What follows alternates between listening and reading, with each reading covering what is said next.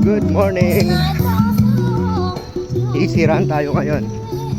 Yung easy run, yung nakakapagsalita, pwedeng makipagkwentuhan daw habang tumatakbo. Basta yun na yun.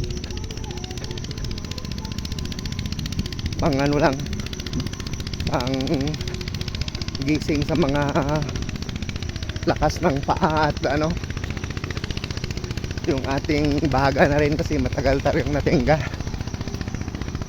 Mga pang 2 weeks ko na to siguro. Easy run, easy. As in talagang nakakahiya talaga yung bagal. Pero itong kailangan natin para dumagdag yung lakas nating tumakbo. Yun lang. Early morning workout. Bye bye.